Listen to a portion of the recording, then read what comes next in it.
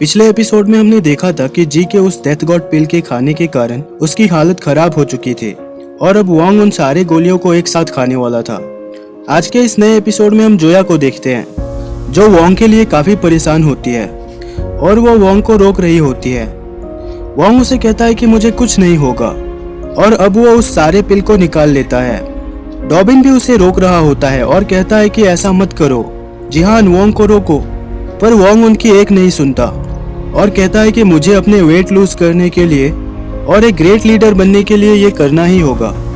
अब ये कहकर वोंग उन पिल्स को खा जाता है, जहां जिहान वोंग से कहता है वोंग तुम बहुत टफ पर्सन हो।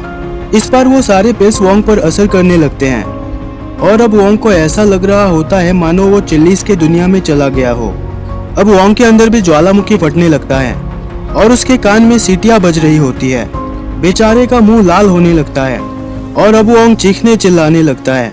फिर वहां धुआं धुआं हो जाता है और उसके सारे कपड़े फट जाते हैं। अब हम देखते हैं कि वोंग पतला हो चुका होता है, लेकिन उन पिल का असर अब भी होता है, जिसके कारण वोंग अब चिल्लाते हुए दौड़ने लगता है और डॉबिन उसे देखकर डर के मारे भाग रहा होता है। अब वोंग भी पानी पानी बोलते हुए पागल हो रहा होता है और दौड़ते हुए उस रूम के दरवाजों को तोड़ने लगता है।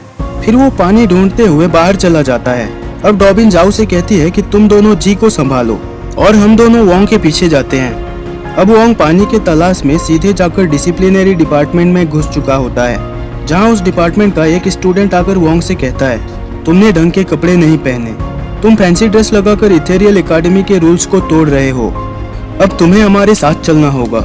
ये कहकर वो स्टूडेंट वोंग को पकड़ने जाता है, जहां वोंग उसे ग्रीट करके कहता है कि बड़े भैया मुझे माफ कर दो, इसके पीछे एक रीजन है, मैं अभी जाकर इसे चेंज करता हूँ। अब ये सुनकर वो स्टूडेंट वोंग से कहता है कि तुम्हारी हिम्मत कैसे हुई मेरे बातों को ना मानने की। ये कहकर वो वोंग के ऊपर अटैक कर देता है, लेकिन तभी वोंग उसका हाथ पकड़ लेता है। अब वो स्टूडेंट कहता है कि तुमने मेरा हाथ कैसे पकड़ा? तुमने मेरा हाथ पकड़ के और एक क्राइम किया है, हम तुम्हें इसके लिए अरेस्ट करेंगे। अब वो स्टूडेंट अपने बाकी साथियों को वोंग को अरेस्ट करने का आदेश देता है और सीन शिफ्ट होता है, जहां हम जी को देखते हैं जिसकी हालत बहुत खराब होती है। जोया और जाओ उसे संभाल रही होती है। अब वहाँ भी डिसिप्लिनरी डिपार्टमेंट के कुछ स्टूडेंट आ जाते हैं और वहाँ तलाशी करने लगते हैं, जहाँ जाओ उन्हें रोकते हुए पूछती है कि तुम सब यहाँ क्यों आए हो। अब एक स्टूडेंट अंदर से भागता हुआ आता है और कहता है कि इनके पास बहुत सारे स्पिरिट स्टोन्स हैं। वोंग सीक्रेटली टॉप स्टूडेंट बनने की तैयारी कर रहा है। जी उनसे कहता है कि ये स्पिरिट स्टोन मुझे दे दो, ये मेरे पिल्स का कमीशन है। अब वो स्टूडेंट उस 91% प्योरिटी वाले स्पिरिट स्टोन की एक फोटो खींचता है और कहता है कि यहाँ कुछ ठीक नहीं हो रहा, इसकी हमें टॉप स्टूडेंट से रिपोर्ट करनी होगी। ये कहकर वो सभी वहाँ से चले जाते हैं। अब फिर से हम वोंग को देखते हैं जो उसी पुल में होता है और वो वहाँ के सारे स्पिरिट एनर्जी को अपने स्पिरिट स्वेलिंग टेक्निक से अपने अंदर समा रहा होता है। अब डिसिप्लिनरी डिपार्टमेंट के कुछ स्टूडेंट उस पर हमला कर देते हैं, पर वोंग अब काफी पावरफुल हो चुका था और वो अब अपने फिंगर तोड़ू टेक्निक से उन स्टूडेंट्स की उंगलियों को तोड़ने लगता है। 1 महीने के लगातार कल्टीवेशन से वोंग काफी फास्ट हो चुका था, जिससे डिसिप्लिनरी डिपार्टमेंट के स्टूडेंट भी वोंग के स्पीड के आगे कुछ नहीं कर पा रहे होते और वोंग सभी स्टूडेंट्स को धो रहा होता है। अब ये सब देखकर डॉबिन और जिहान कहने लगते हैं कि वोंग ने उस डेथ गॉड पिल्स को लेने के बाद फिजिकल सील रियलम का ब्रेक थ्रू कर लिया है। वोंग बहुत अमेजिंग है।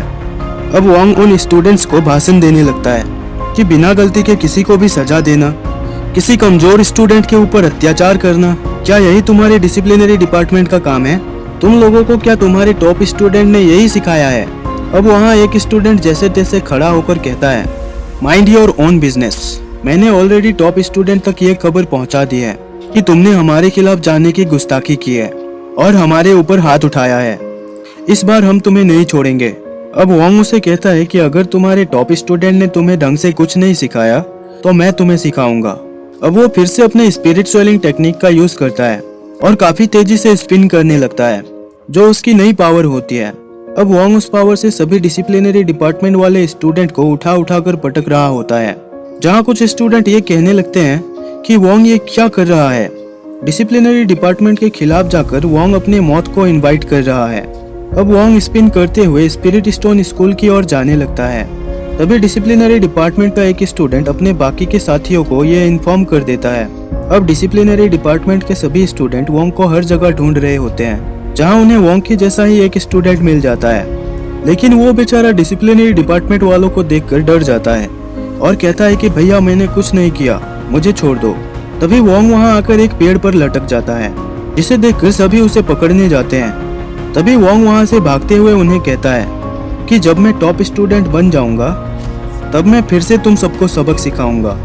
ये कहकर वोंग अब एक क्लास के दरवाजे को खोलता है जहां स्पिरिट स्टोन स्कूल का एग्जाम चल रहा होता है। अब वोंग वहां बड़े स्वैग से अपना बैच दिखाते हुए बोलता है कि मैं वोंग बाउले यहाँ स्पिरिट स्टोन एग्जामिनेशन के लिए अप्लाई करने आया हूँ। अब वो कैसा एग्जाम है और वोंग वहां क्यों जाता है, इसी सस्पेंस के साथ ये एपिसोड यहीं खत्म हो जाती है।